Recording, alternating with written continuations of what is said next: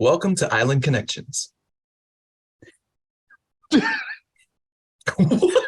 Let me give it a try. What? Raj, you can try it. Welcome to Island Connections. Is that good? Dr. Raj, you wanna take a try? We're waiting for you to say welcome to Island Connections. Welcome to Island Connections. Golf clap, sir. Golf We're clap. in it. This is Here it. we go.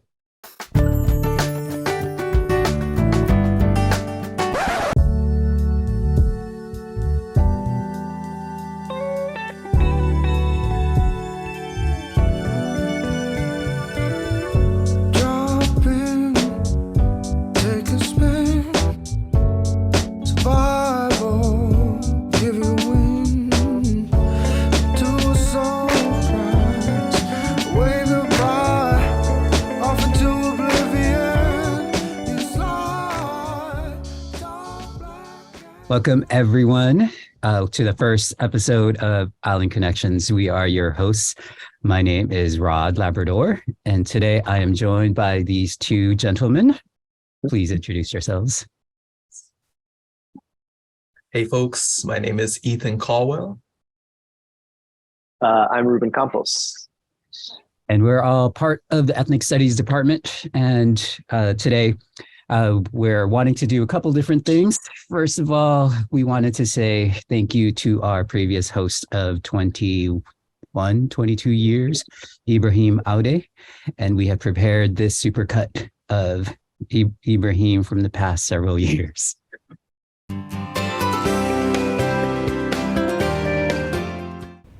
Aloha and welcome to Island Connections. Island Connection. To Island Connections. Welcome to Island Connection. Welcome to Island Connection. Welcome to Island Connection. Island Connections. Welcome to Island Connections. Welcome to Island Connect. To Island Connections. Welcome to Island Connections. I'm Ibrahim Aude. I'm Ibrahim Aude. I'm Ibrahim Aude. I'm Ibrahim Aude. I'm Ibrahim Aude. I'm Ibrahim Aude. I'm Ibrahim Aude. I'm Ibrahim Aude. I'm Ibrahim Aude. I'm Ibrahim Aude. Ibrahim Aude. Aloha and welcome to Island Connections. Aloha, aloha, aloha, aloha, aloha, aloha, and welcome to Island Connection. I'm Ibrahim Aude. I'm Ibrahim Aude, your host for the evening. Tonight's topic is passing on the baton. Mahalo nui loa for watching. Aloha.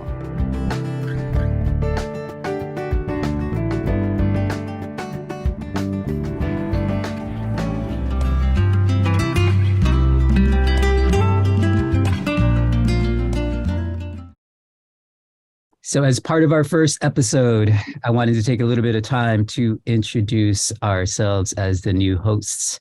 And so maybe Ethan, you can start us off by giving us a little bit of information about who you are. Certainly. Hi, folks. My name is Ethan Caldwell. A lot of my students call me Dr. E. I'm originally from the Bay Area, California, and I am an assistant professor of ethnic studies at the University of Hawai'i at Mānoa. And most of what I do, especially in terms of research, is focused on understanding Blackness and Black experiences throughout the Pacific and Oceania, with an emphasis on Black military lives in Okinawa, which is where my current book project is going. You know, I also teach the courses on the African-American experience, as well as American race and ethnicity and mixed race experience. And a lot of my current research and future research is trying to understand and build up this area of Blackness and belonging in Oceania, and trying to understand what happens and how do definitions of Blackness change as we move away from the continent, but also what opportunities present itself when it comes to being in these different spaces as well. Great. Ruben, how about you? Hello, my name is Ruben Campos. I'm from Southern California. I came out here to Hawaii in 2009. Since that time, I've been working in doing research on hip hop, mostly in local hip hop, and also in Mexico City.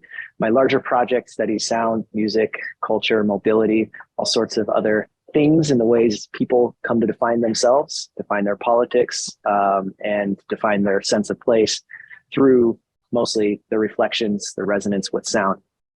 I'm currently a student services specialist in the College of Social Sciences, working mostly on campus engagement. So getting students a little more tapped into some of the resources that we have here on campus to create registered independent organizations, and then also linking those campus engagement forms to off-campus things like civic and community engagement. So getting students placed to help learn through the kinds of volunteer work they're doing or internships. Future research is most likely going to be centered around Latinx identity development here on campus through understandings of settler colonialism and disavowals or distancing from whiteness and settler colonial logics. Great. And I'm Rod Labrador. I'm currently the chair of the Ethnic Studies Department and associate professor. My research is on Filipinos in diaspora and Filipinos in Hawaii, but also have been doing work on hip hop and looking at the ways that we use hip hop to tell stories about ourselves and really kind of pushing this idea of hip hop musical autobiographies. And so Ethan and Ruben, we've had Island Connections for 20 something years now. And Ibrahim really kind of established the foundation for what the show is. What do you want to be doing that's similar to or that's different from what Ibrahim has done for the past 2 decades or so? One of the greatest things that Ibrahim has brought to the table is really this engagement, not only with community, not only in a critical manner, but with a variety of voices. And I would hope that we can continue to bring that variety, to the programming through Island Connections by also extending that out to musicians, community artists, as well as students who all are developing creative ways to engage with not only the issues that they're facing in their own lives, but also those pertaining to the spaces around them. Yeah, I definitely agree. I would say also within that, keeping Ibrahim's kind of similar open and free style of dialogue, he's able to kind of get guests together. And, I think I'm the senior member of Island Connections. I had the most visits possibly out of us 3, right? I think so.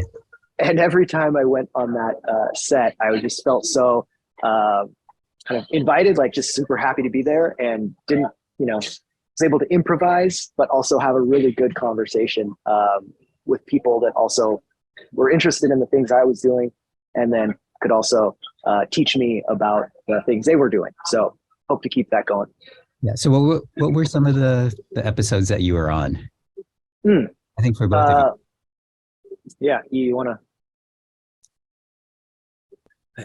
I feel like I was only on that one episode when we were introducing the newer faculty and newer research to ethnic studies a couple of years back. So it was myself and one other colleague.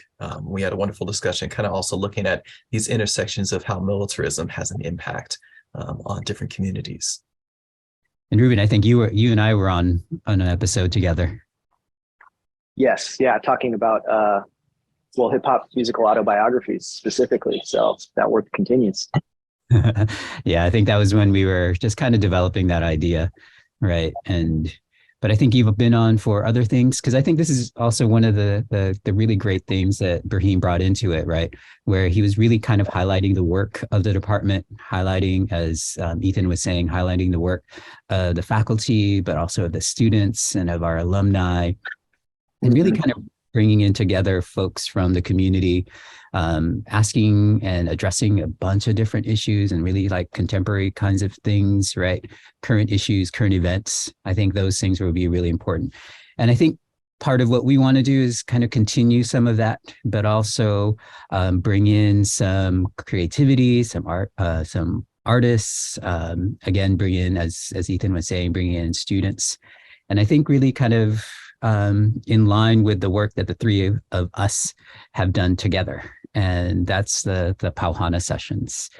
And so I think for the upcoming episodes and for this episode, we wanted to kind of give folks an idea of what it is that we do. And this is part of a larger kind of initiative that we have started in our department called Creative Audio Visual Ethnic Studies. Right, so CAVES, and really the idea behind CAVES is to bring together the work, the artistry, the creativity, as well as the research expertise of the faculty and the wonderful creative work that our students have been doing, and then really kind of put it all together rather than we have all these folks who are doing different kinds of things, but to kind of have it where it's this like synergistic kind of thing, right? And then trying to kind of build that and hopefully have it where there's a portal for all of the work that we're doing along these lines. And so Pau Hana Sessions is really the way that I think a bunch of us are thinking about this. Pau Hana Sessions is fitting into this larger CAVES, Creative Audiovisual Ethnic Studies Initiative, which is part of this larger movement that we're also having in the department with this idea of oceanic ethnic studies, right? So all these different kinds of things going in together. But if we think about Pau Hana Sessions has been going on for several years now. I think we were disrupted by the pandemic, the ongoing pandemic. But the Pau Hana Sessions has been around. I don't know, when did we all start the Pau Hana Sessions? When did you jump on, Ethan? I jumped on towards the end of 2018 and 2019 when we first filmed with Nick Kurosawa. But I think you folks have been going on for years prior, as an iteration of Inside the Ethnic Studies Studio and as a collaboration with different shops around town. Yeah. So I think what had happened early on was as part of the coursework. So as part of this larger CAVES, the Creative Audiovisual Ethnic Studies Initiative, I started teaching classes on hip hop, and we had classes on popular culture. Rich Rath has classes on sound and digital ethnic studies, right? And we have a class on film. And so all of that stuff. But early on, I think in the like 2009, 2010 or so, I started doing this thing in my classes where I would bring in artists into the class and have folks really kind of interacting with our students, right? Trying to bridge the community and the university and the artist community in particular. And so they would come in my class. I called it Inside the Ethnic Studies Studio, off of sampling Inside the Actor Studio, but doing it where it was focused more on hip hop, and then eventually, broader range of artists. But we brought in dancers, we brought in rappers, we brought in writers, DJs. And then eventually, as that kept going on for several years, folks in the community were asking me, why don't you have this outside of the university? Parking is terrible on campus. We can't come during your class or the afternoon, right? So why don't you have it? And so what basically started happening was we started to partner up with different businesses and organizations and started hosting what we were doing as Inside the Ethnic Studies Studio. But then we kind of combined Tiny Desk concerts with Inside the Actors Studio to have interviews and having performances attached to it as well.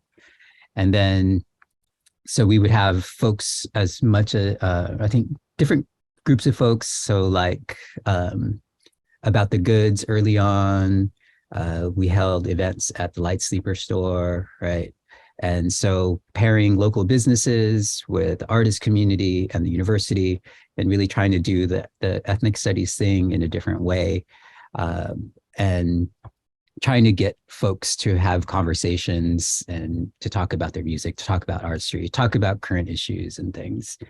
And then I think when Ethan came on board, that changed a little bit. And in part, I think that changed because of Ethan and the work that he does as a visual artist. And I think that changed the direction of where we were going. And so one of the things that happened is that we started to do these videos, right? Ethan, I think Ethan mentioned the Nick Kurosawa. We partnered with Punch Bowl Coffee to record inside the coffee truck, right? And then that extended to eventually into the brick and mortar store that Eric had in Waikiki. And then we started recording other videos. And what are some of the things that you all remember from Pau Hana Sessions? What are some of the things that maybe some of the best moments we've had so far doing Pau Hana Sessions? Yeah, I think in the past, since around 2009, 2010, with this kind of transition from Inside the Ethnic Studios to Pau Hana Sessions and now to Island Connections, we've really had a really great progression of community and student-centered work, and that opened up to broader conversations of the kinds of ethnic studies we I think all want to do here. So what's really exciting, especially in our previous wave of work that we did around the Pau Hana Sessions, the Wakapela series, and with the beautiful imagery that Dr. E is able to bring to the table, we're able to then use these items, these things, little pieces of cultural artifacts into our classes and have really exciting conversations that not only validate the kind of work that we're seeing here right around us, but then also having students think about broader issues, broader formations of identity, broader relationships of community, and do it in a stylistic way, in a way that kind of can bring more and more people in. And I think that's been the same kind of key theme that Dr. Rod was thinking, is that like it's always been about bringing more people into this kind of ethnic studies studio, whether it's in person in classes, online, digital, or through television here.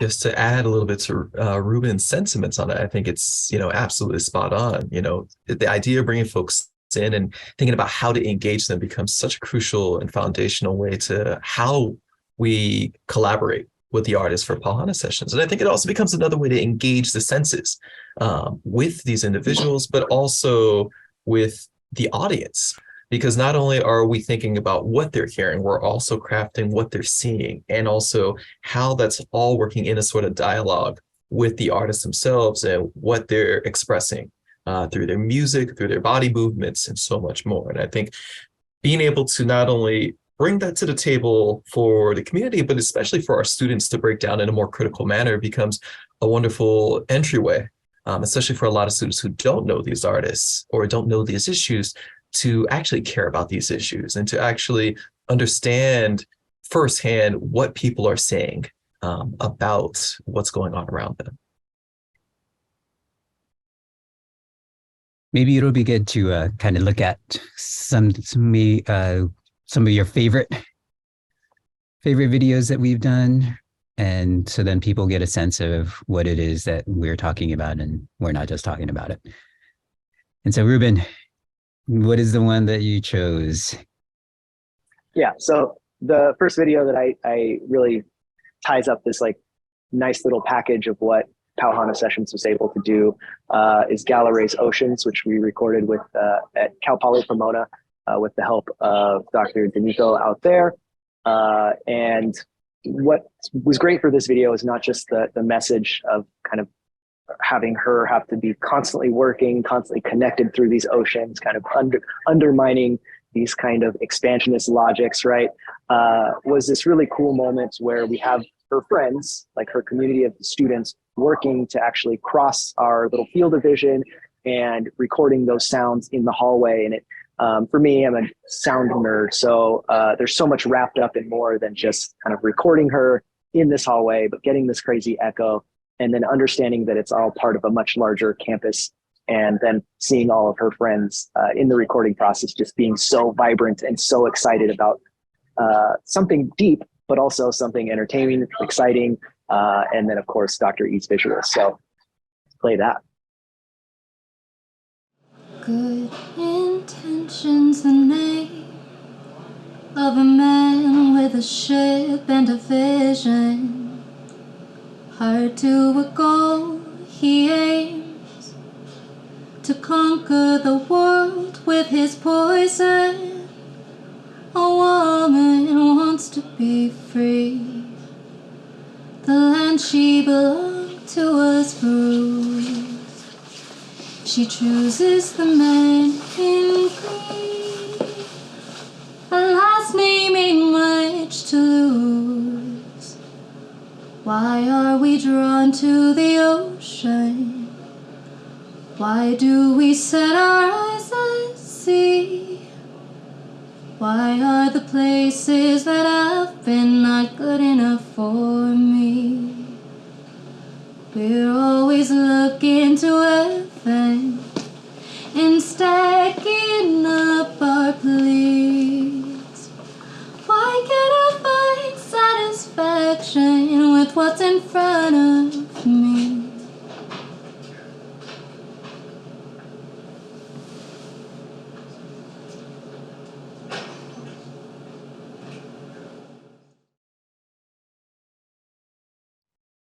So what were you trying to do with that shot there, Ethan?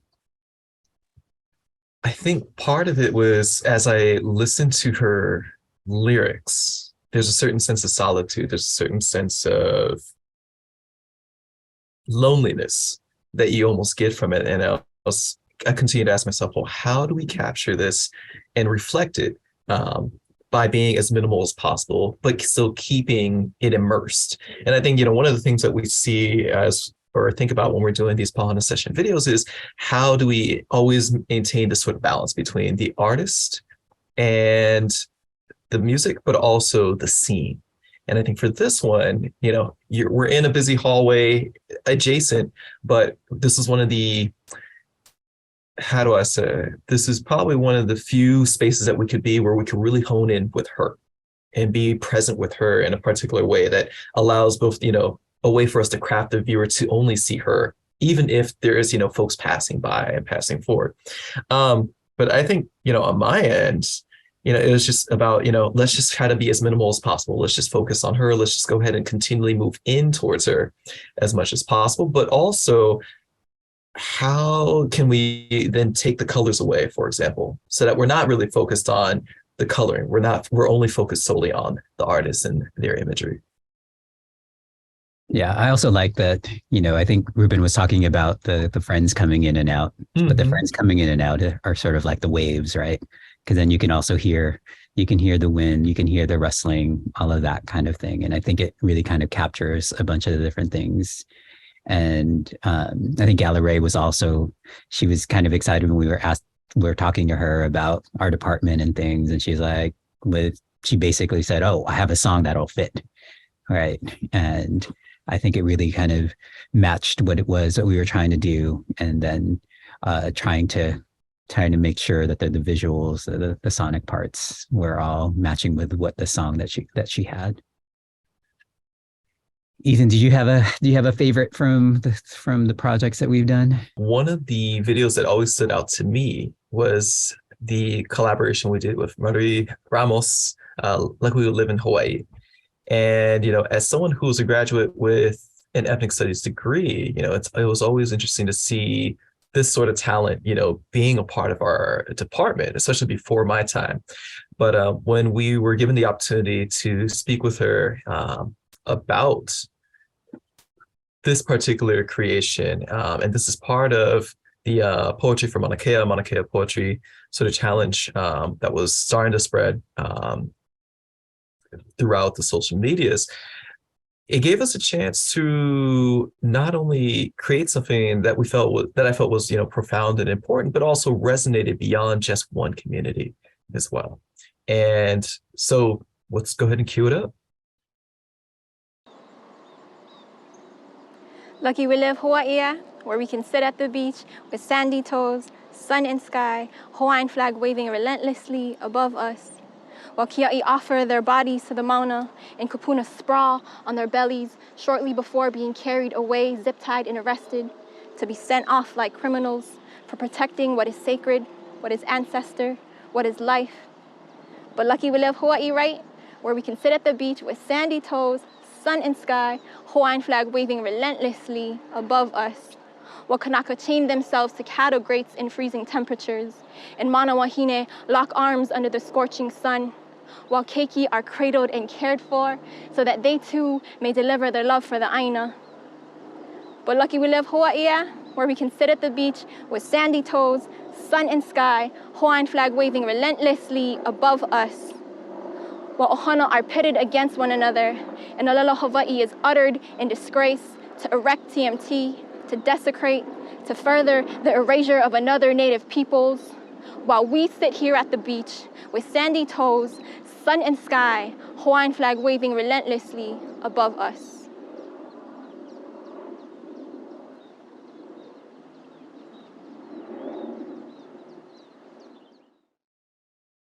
So that was filmed at the Hawaii Plantation Village in Waipahu. Also, shout out to Rod for making sure I didn't just fall in to and off the path while we are filming that. Yes, the lo'i, because that almost happened a few times there. For me, the message was very clear. And I think actually this is one of the Pau Hana Session videos that I actually refer to a ton in ES 101 and try to introduce to students, because the message that comes out is that we're really, folks are really trying to push back against this narrative of Hawaii being this multicultural paradise. And so I think when it comes to filming this, how do we do that? But also, how are we hearing that and how does it resonate? And so as we're panning back, and moving away from Marie the whole time, you start to see more and more of the scene and the setting. And so what became really profound to me about it was, in some ways, it's not only showing this other side of the islands, and it's a way to gesture against this multicultural paradise, but also to put into question what happens when we're only focused on that touristic side of the island and what's been marketed about the islands versus what is actually happening here, and what other sort of scenes and histories remain uncovered or, very much not at the purview of this larger island experience that's occurring with many of the communities here. Yeah, I think one of the great things about this is Marie was one of our students in the early 2010s, I think. But really, she and a bunch of the other students around when she was taking classes with us really, I think, pushed me to think about the importance of art and creativity and how do we incorporate that into the classroom. Right? They have all of this talent. They have all this amazing artistry. So how are we able to kind of use that in ethnic studies? How are we able to use that in our classes? How are we able to use that to talk about issues like Mauna Kea? How are we able to talk about issues? We did another piece with her about being a Filipina mother in diaspora, right? How do we address these kinds of things in a way that, is beautiful in terms of visuals, right? It's striking in terms of what is the lyrical content, right? What are the messages? And then how can we have conversations about that, right? And then for me, in particular for this one, I wanted to do a piece, and I thought this was paired really well. I have a chapter in my book where it talks about Waipahu and the idea of overlapping architectures. And what I mean by these overlapping architectures is that there are these historical and political economic layers in Hawaii, and they're on top of each other, right? And the Waipahu and the plantation village, and then what I talk about in my book is the Filipino Community Center, the ways that they're layered on top of each other so that what we see is kind of like what Ethan's talking about. So what's marketed and sold and commoditized is this multicultural paradise. So this multiculturalism as the more contemporary kind of layer. And then the middle layer is the plantation history layer, which is what you see in the plantation village. And then the layer beneath that is the layer that's about indigeneity, right? And what I think that the visuals that's striking here is that you can see what I argue in my book is that these three different layers are competing with each other, right? Competing for dominance. And what we're trying to show here is that you have them kind of all sprouting and kind of in conflict and in competition with each other. And I think the message lyrics also really kind of point to that. So. For me, I mean, I'm just so interested too in getting outside of like a studio environment, filming in these places allows for so much more information, really, so much more a deeper analytical kind of like lens for us to look at, right? And especially in the ways that things come into the frame. So, you know, for me, the sounds of, you know, birds, which are probably not indigenous, the sounds of a moving passing airplane, really take time to cue out, because you want to get rid of the stuff that is just noise, really, but then keep in some of these elements. And I remember with this one, in a studio environment, you want to get rid of everything, right? You want to get rid of and just have the voice. But in this, keeping in some of those other sonic elements was a really kind of fun and long process to kind of, you know, what sounds am I get rid of? What am I kind of elevating? And this and some other videos, just little things. I can't see too good, so for me, it's all about the sound. But little things come in to the ears, and I'm not sure if it comes through on this, but at least on our YouTube videos, please do take a closer listen to the environment around. Yeah, my favorite video was the video that we did with Kanakaman from Kapu System. Yeah, queuing that up. Yeah, I think that was more because it was so fun doing this more than anything. It was fun. He was amazing. He was just willing to do all these things and willing to go out in the rain. But basically this was also part of the Mānoa Rap Challenge. And a lot of the videos that were being created in 2019, and was it 2019 or 20? Yeah, 2019. Yeah. So a lot of videos that were created around then, but Kapu System had already had a song called Kukia Imauna, and so we asked Kanakaman to do a cappella version, and so this was part of our other series of videos where we were calling them walkapellas, where they're basically, if you've noticed, they're all one-shot videos and one take, kind of like one shot, one take videos. And this was just really fun. And do both of you remember when we did this? Oh yeah, definitely.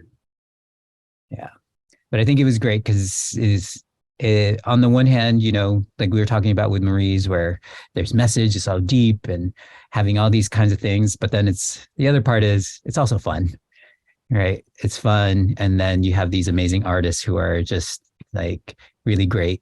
And then you produce this nice piece of art right here. Now this uprise of a root and culture. Tell we who that suffer, say we kanaka.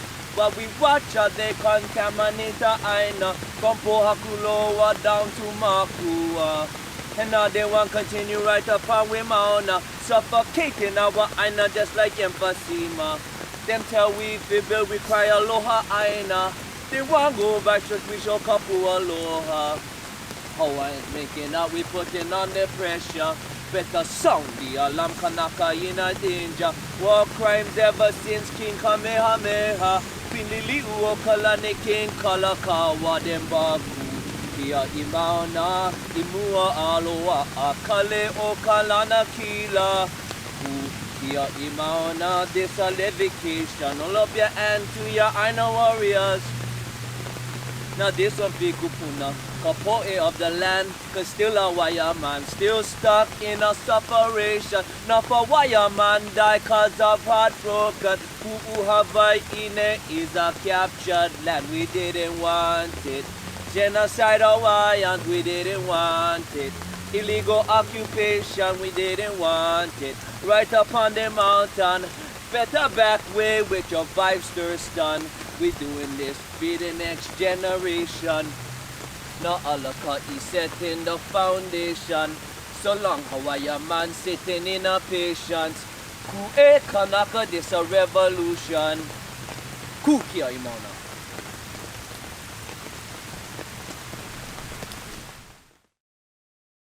So what y'all like about that?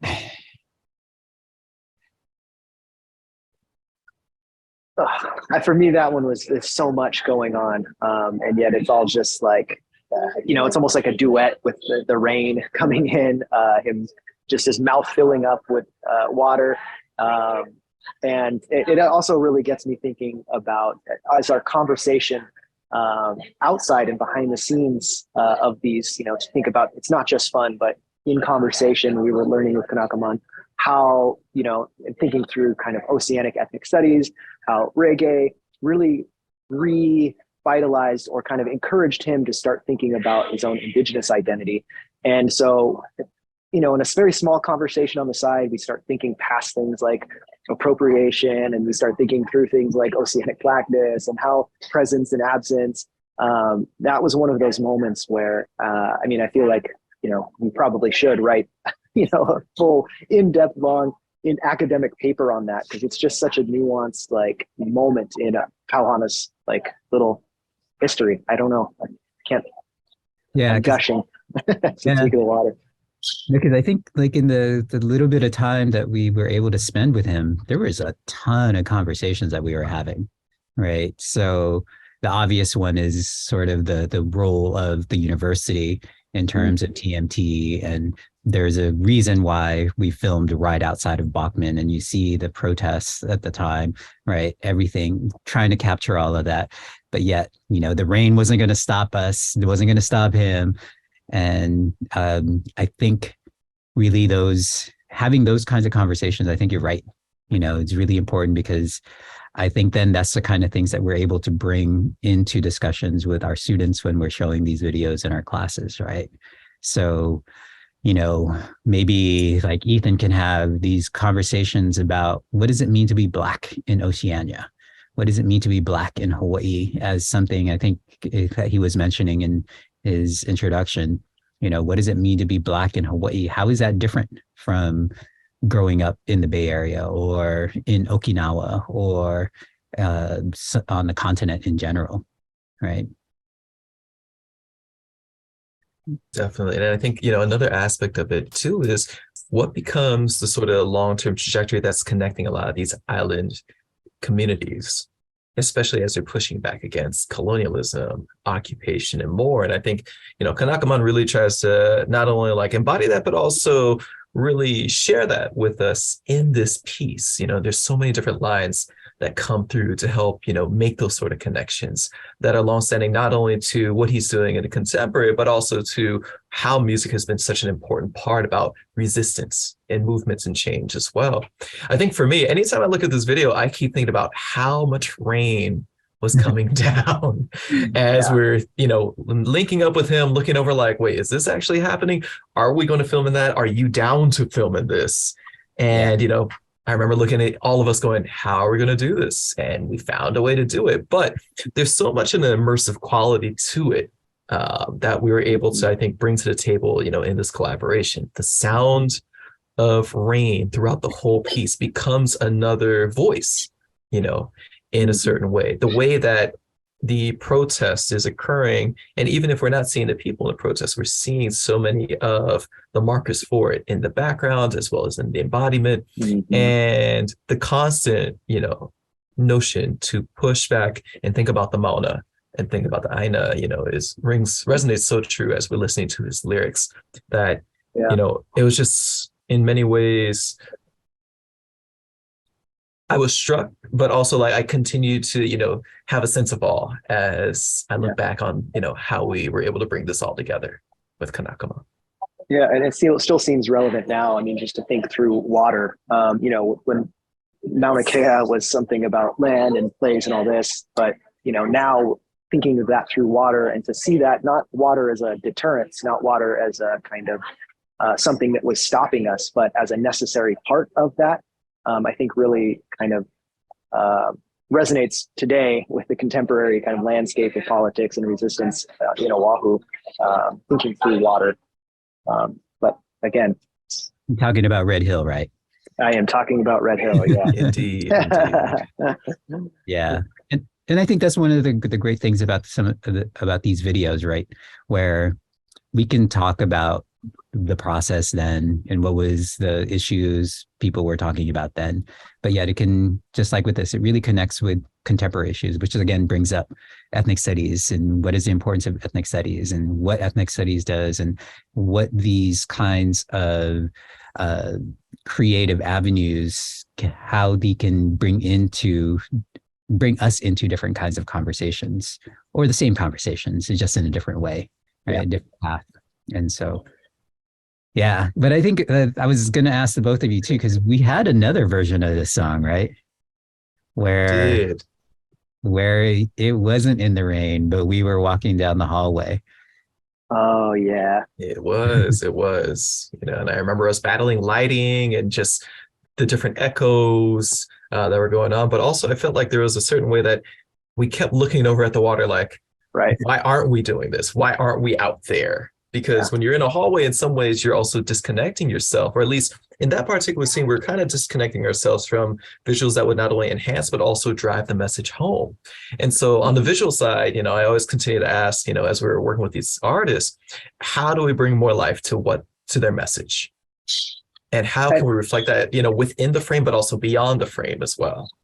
Yeah. I mean, and the first take, I remember it was more like politically obvious what we were doing, of like being at Bachman Hall, where there was, students had been set up in protest, right? And so we wanted to show that very explicit connection. And yet ultimately, like you said, we just got pulled out, like, okay, yes, we know that's what's going on here. That's what we're thinking. That's what some of the students are thinking, but this is too perfect. And the politics still come through in that. Yeah. Yeah. And I think one of the other videos for me that was, I think does a similar kind of thing is with our students. And one of them was with Ihilani and her freestyle when we're on the lava rocks on the Mauna. And so shout out to Tai Tengan for working with us in that shoot. But yeah, we actually went to the Mauna and a lot of our students were there, community folks, alumni, right? We were meeting up with other folks. And then we knew that our students who are doing creative work were also there. And so we took the opportunity to work with our students there. So the three in particular are 3-time Nahoku Hanohano Award winner, Punahele, Pumehana Howard, and Ihilani Lasconia. So I think for me, I liked these two with La and with Ihi. And so maybe we can play those. They think we won't survive, like we haven't overcome genocide 3 times. They try to steal our minds, but ALA and still our rise. We lost the whole world, and yet we're still here. The tip of the pen is the tip of the spear, taking up the fight, a brain against brain. Our battleground change our kapuna the same. Our iki they fear, our weapons of war, so I'll fight for this island until I'm a corpse. And then when I die, my opuna will fly off my shoulders. They stand, so they reach for new heights.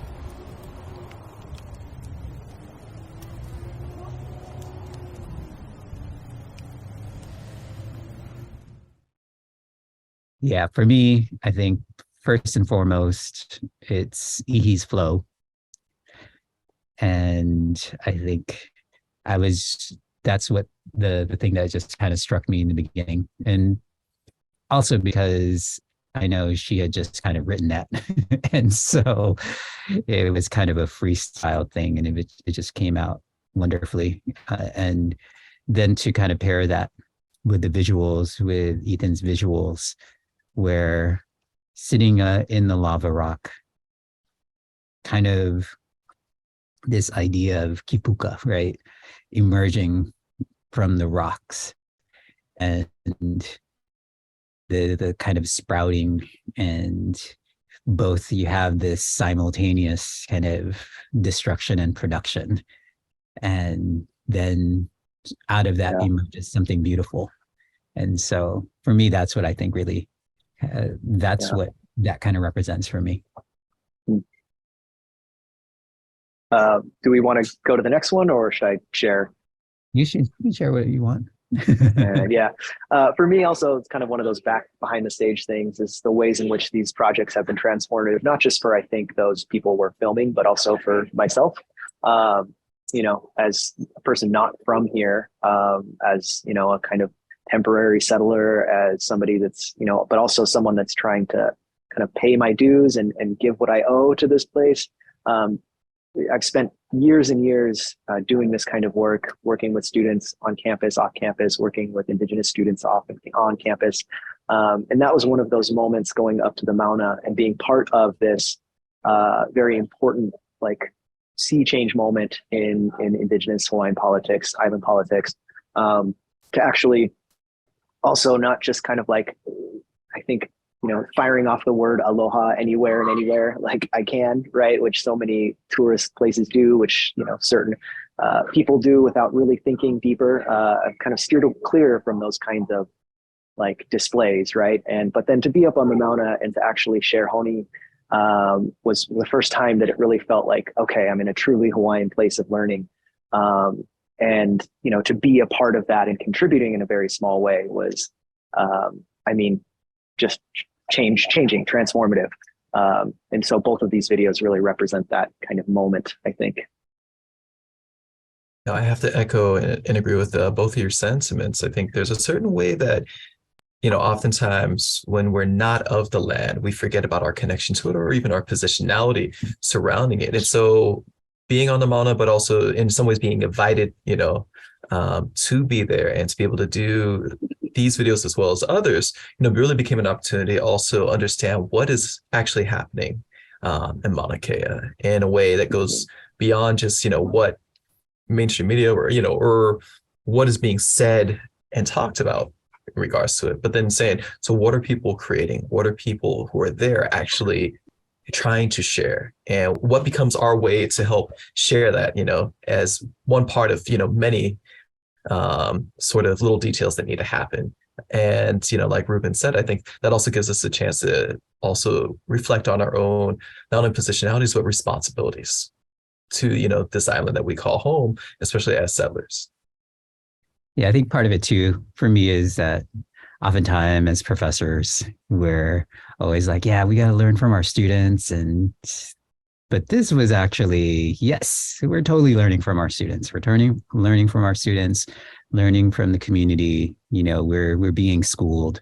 And this was really, I think, kind of an honest way to learn, an honest way to kind of maintain those, or I guess recreate those kinds of relationships that we were always talking about, right? Where is this kind of reciprocal learning? And to me, being out on the Mauna and then doing this kind of work, I think that's really kind of captured that. Yeah. Maybe you want to share the next video?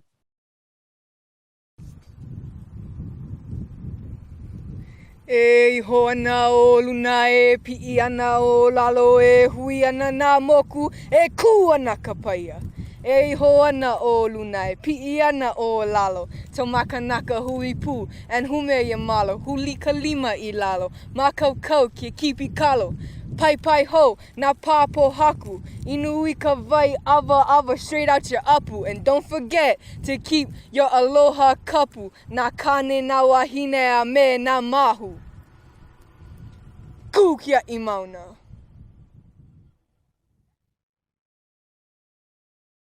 So what are you trying to do with these shots, Ethan?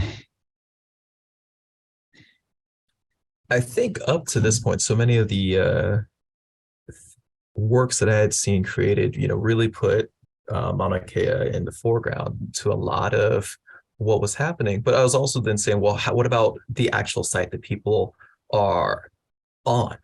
How do we find a way to capture that, but also bring the essence of, the Mauna Kea movement, especially in terms of where people are, where they're protesting, and why that's just as relevant and still another part of the Mauna as well. And so that sort of connection was something that I tried to ensure that we always kept in focus with both artists, but but also as, one small detail in the larger sort of scale of everything as well. What about for you, Ruben? You can hear the wind rustling in this one right off the bat.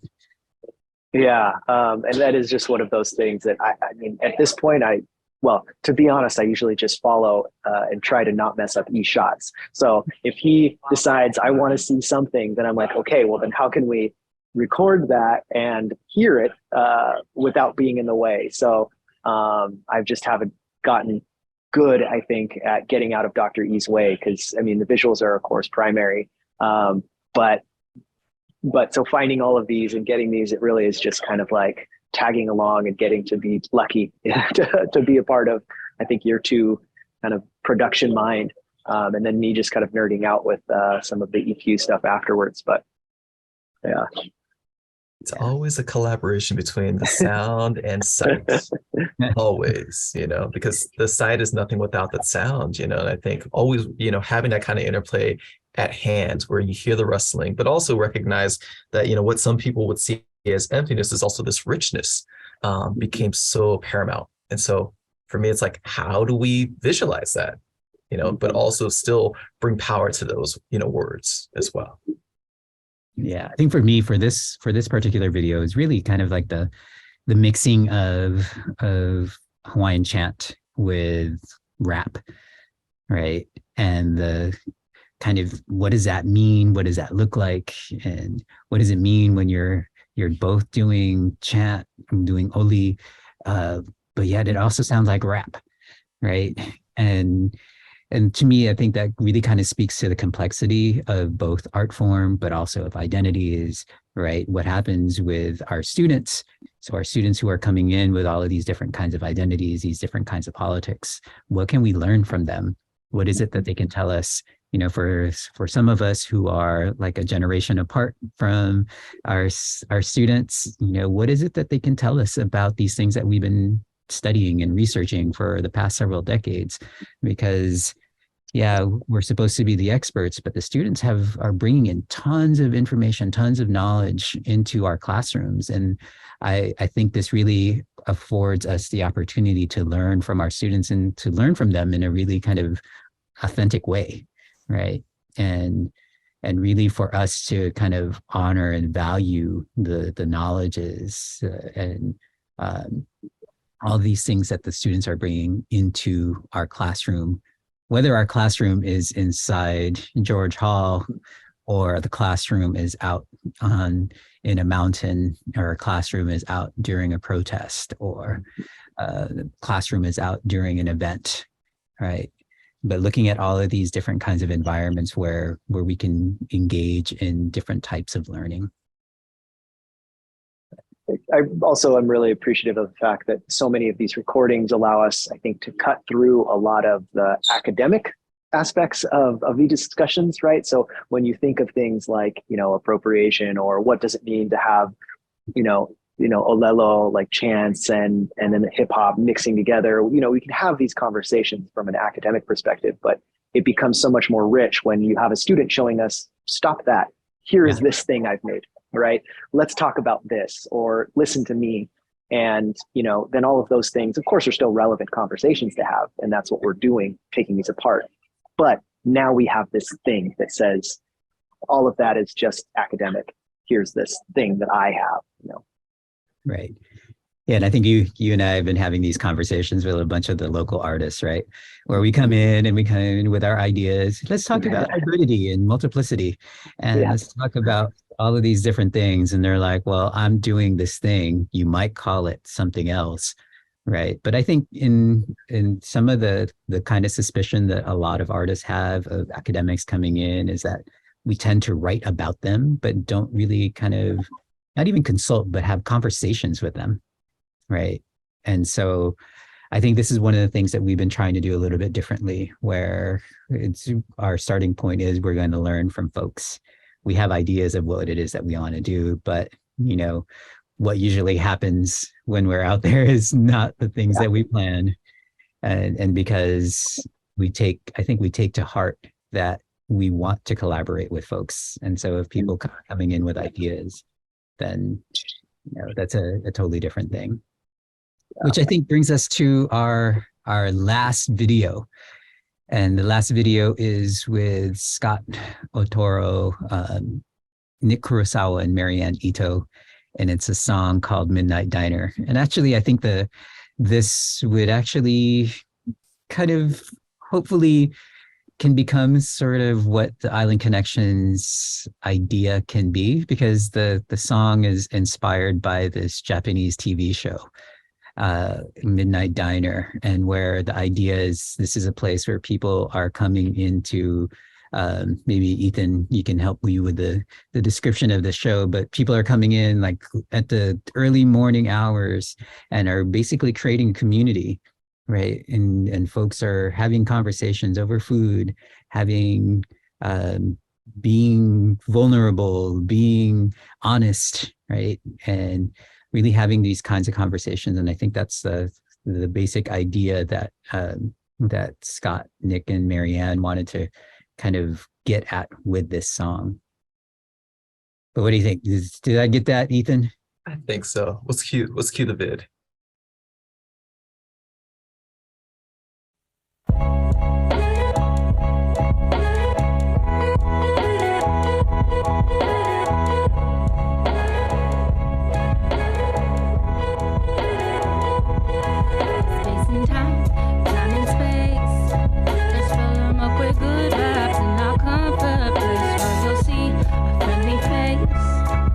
Take a load, I'll take a break from the rat race. The day is done, you did your part.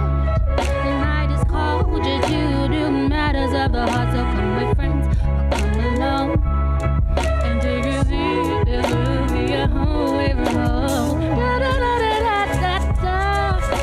Sit it in, sit it in, sit it in, sit it in, sit it in, sit it in.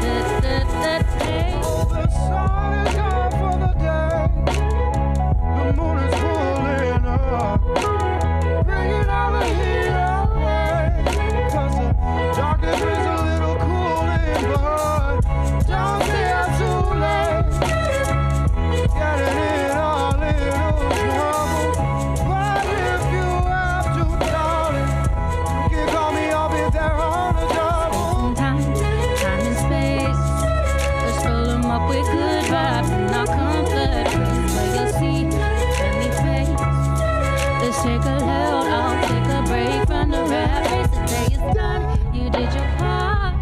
The night is cold, you do matters of the life. So come with friends, come alone, and take a seat. This will be your home away from home. Da da da da da da.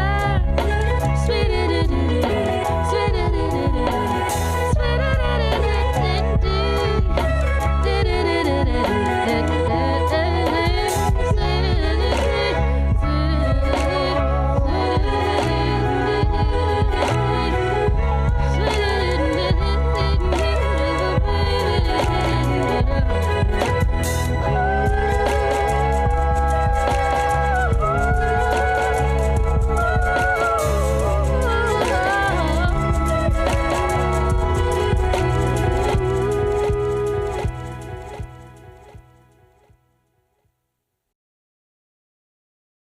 So that was also a live recording that we did at the Doris Duke Theater, right? And so I think part of the imagining of this show of Island Connections is that we can create that kind of setting that they have in Midnight Diner, so that we can have these conversations, right? And we can have bring in other people to come in and talk with us. And so from this point forward, you'll probably have the three of us, and sometimes just one of us. Sometimes we'll have features with community folks, with faculty, with students, with alumni. And really, the idea for us is to kind of bring folks in to have these conversations. And too bad it couldn't be like the real Midnight Diner where we could do this over food, but maybe next time.